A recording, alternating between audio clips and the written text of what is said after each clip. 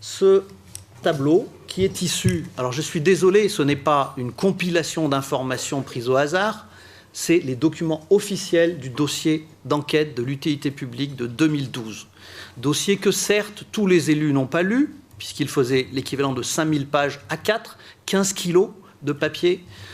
Je suis allé le consulter personnellement en préfecture de l'Isère, et à l'époque où il y avait cette enquête publique, c'était intéressant puisque le cahier G de l'enquête, celui sur l'évaluation socio-économique du projet, la pièce maîtresse pour tous les décideurs normalement, n'était pas accessible sur le site internet de la consultation publique, bizarrement. Il n'était pas accessible. Et dans le dossier papier, on trouve ce tableau. Alors ce tableau, il va mériter quelques commentaires. En 2004, 22 millions de tonnes passent dans le Fréjus et le Mont-Blanc, 1 500 000 poids lourds à peu près. En 2020, la référence, entre guillemets, alors dans le langage, entre guillemets, des promoteurs, la référence, c'est si on ne fait pas de deuxième tunnel.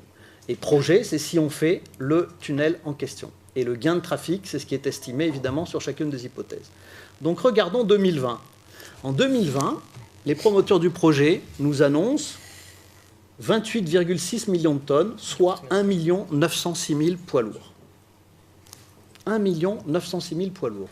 Nous sommes en 2016, et donc nous avons les dernières statistiques. 2015, 1 250 000 poids lourds. Ça fait 650 000 poids lourds d'écart. Ce qui devient plus intéressant, je vais vous épargner tous les chiffres, on va se concentrer sur la fin. À la fin, 2035. On a en 2035 46,8 millions de tonnes avec 3 124 000 poids lourds dans le scénario dit de référence, celui où on ne fait pas de deuxième tunnel. Et on nous explique que par le miracle du projet, le tonnage baisse à 33,1 millions par la route, puisqu'il y a 918 000 poids lourds qui sont transférés, 13,7 millions de tonnes, qui sont transférés sur le rail. OK ? Tout le monde est d'accord. Le seul petit problème qu'on a là, c'est que dans le projet, regardez bien ce chiffre, 2 206 000, avec les promoteurs du projet. Et c'est pour ça que ce projet n'est pas écologique, que c'est une fumisterie de prétendre que c'est un projet écologique. Les promoteurs du projet nous expliquent benoîtement que une fois que le nouveau tunnel sera rempli, efficace, saturé, massifié, tout ce qu'on veut, parce que tous les propos qu'on a entendus, c'est la musique que nous raconte le lobby du Lyon-Turin depuis des années, mais il faut démystifier ça avec les vrais chiffres. Et encore une fois, c'est des chiffres source RFF, source... C'est pas Pierre Mériot qui a inventé ça, c'est des chiffres qui sont des chiffres tout à fait officiels. Donc, vous constatez qu'il y a 2 206 000 poids lourds dans les Alpes, sur les routes, en 2035, selon les promoteurs du projet, une fois qu'on aura rempli le deuxième tunnel. Est-ce que vous êtes d'accord pour mettre 700 000 poids lourds de plus ? C'est ça la vraie question. Cette question, on n'a jamais pu la poser dans les débats lors de l'enquête publique, puisque le débat a été squeezé, et notamment au Conseil régional où je siégeais à l'époque, et on n'a jamais pu avoir ce débat.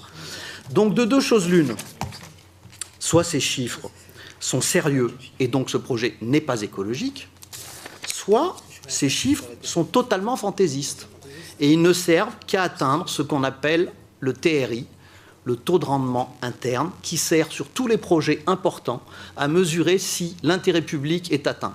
Et le TRI, sur tous les projets importants, c'est le ministère de l'Équipement qui a fixé ça depuis bien longtemps, il doit dépasser 4%. Sinon, on considère que ça ne vaut pas le coup, que ce n'est pas un projet intéressant. Comme par miracle, le projet Lyon-Turin, dans cette configuration-là, atteint un TRI de 4,2%. Autrement dit, vous avez compris la manip a consisté à pousser les courbes de croissance à l'infini pour arriver à justifier un projet qui, sinon, si on le regarde rationnellement, ne mérite pas qu'on y investisse.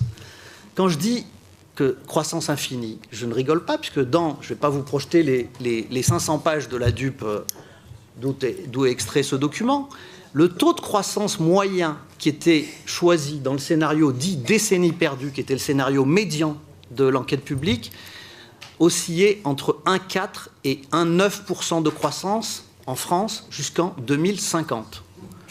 Vous trouvez un économiste qui est prêt à vous certifier que la France va connaître un taux de croissance de 1,4 à 1,9 d'ici 2050 tous les ans. C'est formidable. Eh bien, le Lyon-Turin l'a fait. Cela dit, cette imposture est en train de se dissiper puisque M.